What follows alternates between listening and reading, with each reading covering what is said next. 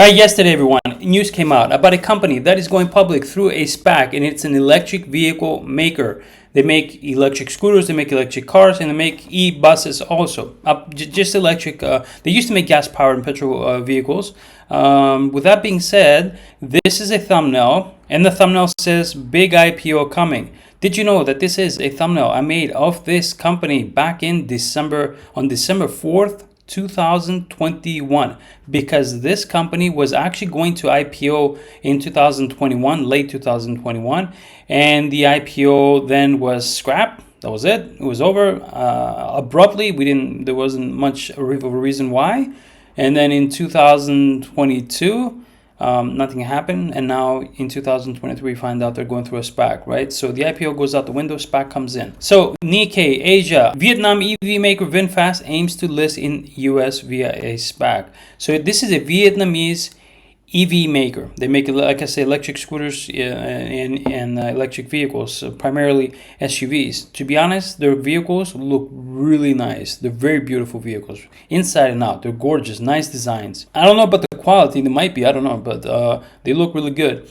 But the aim of this video is for me to show you what this company does, who they are, who the management is, and the financials in very detail. All right, so I'm going to show you in really good detail what their financials are, and then at the end of the video I'm going to tell you my opinion, which you might want to listen to, because there is a catch with this SPAC deal that you might want to know about. All right, Vietnamese EV maker Vinfast is going to go public through a SPAC. The SPAC is Black Spade Acquisition. BSAQ is the ticker symbol. So if, let's say, hypothetically, you wanted to invest in this right now because you are sure that this is the stock of your dreams, then you would have to buy it through BSAQ right now, right? Ticker symbol VFS won't exist until there is a merger vote and they vote yes. That merger vote, exact date so far cannot be known, neither does the company. They're not going to announce the exact date yet, but it is going to happen for sure in the third quarter of 2023 this year, right? So the Vinfast shareholders will own 99% of the combined entity following the deal, which is expected to close in the second half of this year. So the company manufactures electric SUVs and other electric vehicles. This is a company that is based in Vietnam and was created to produce e-scooters, followed by passenger cars and electric buses. Management is headed by CEO Miss Lee. Now I'm going to kill the name for sure. I'm sorry, I don't have any experience with speaking Vietnamese, but I'll try. Miss Lee Thuy, I don't know, I probably killed it, who was previously a vice president of at Lehman Brothers in Japan, Thailand, and Singapore until 2008. Management plans to sell its line of electric SUVs in major global markets, including the US. They have received an investment of $301 million in equity and $2.5 billion in debt. If we look at the total revenue of the company in 2020, they had nearly $575 million in total revenue. 2021, $670 million, so that's an increase of 16%. But if we go to 2022, they actually went down negative 6.4% because just the first 9 months was $439 million, which was less than the first 9 months of 2021. Gross profit loss went from $281 million in 2020 to $387 million in 2021, $358 for the first 9 months of 2022. Their gross margin is really bad. 2020, negative 48%, 2021, negative 57%, and the first 9 months of 2022, negative 81%. Operating profit loss went from negative 96% to negative 168% to negative 280% in 2022. The net income loss went from negative 181% to negative 306% in 2021, and then negative 328% negative in 2022. I'm sorry, I'm getting you confused, but don't listen to me. I mean, you could listen to me, but at the same time, you can read it. It's right here. Cash flow from operations in 2020 was $392 million. 2021 was negative $1.2 billion and $1 billion for 2022. All right, so the financials. They're not good. They don't look good to me. They have a presence in the Netherlands, Germany, Vietnam, France, US, Canada, and so on. In 2021, they announced US headquarters in Los Angeles.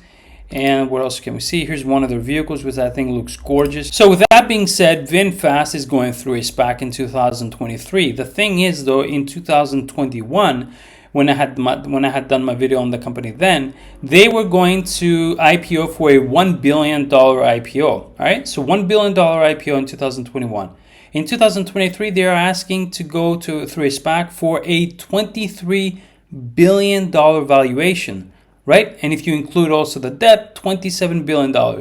So, I think that for me, and they sold 26,000 cars in 2021, that I know for sure. I don't know how much they sold in 2022. I would assume more. But Polestar went through a SPAC, and they had less debt than VinFast and a smaller valuation, a little, slightly. I think Polestar had a valuation of $18 billion.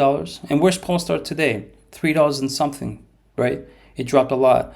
What happens with this? I've done IPOs and SPACs for so many years. I already started to figure out how they're going to end up somehow. I'm sorry, I don't know why I found that funny.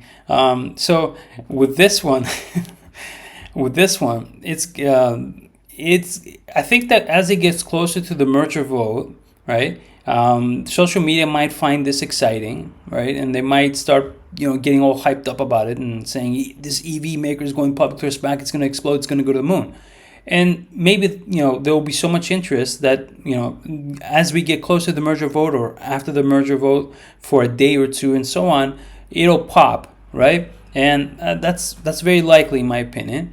So that would be a good opportunity for a day trade. But if you were to hold it thinking that this is a great company, you're going to get, in my opinion, you're going to get messed up because this is going to tank. With this thing after the merger vote is complete, it's gonna. I don't know how soon, right, or how much later. I don't know, but I can't tell the time frame exactly. I would assume within the first 8 months after the merger vote, it'll be trading at $3. It'll go down there, $3 a share. So if you were interested in this company anyways, because you like it and you want to invest in it for the long term, you might want to wait for it to drop to $3. The reasons why it would drop so much, because it has poor financials, in my opinion. The valuation is insane that they're asking, and there is no way smart money is going to keep their hands on this for long. So it's just going to drop. That's just how it's going to go. So that's that. That's my opinion. Let me know in the comment section below what you think. Thank you very much for watching this video. I wish you all the best and take care. Are you looking for a Discord platform that offers a first-class trading community? That's what you can expect when you join Bull Market Watch. Trading can be challenging for some people, but we're here to simplify the process for you. We have a very powerful track record. Our Discord deals with day trades, swing trades, and long-term trades. Hundreds of traders operate through our Discord, where we come up with stocks to trade for profits on the NASDAQ and NYSE. With a low monthly subscription of $9.90, you will have full access to our Discord, where you can interact with other traders and get all the latest news when it comes to trading as well. It's a community that is extremely supportive of one another and always willing to help each other out. Become a member of Bull Market Watch today and be on your way to a better financial situation.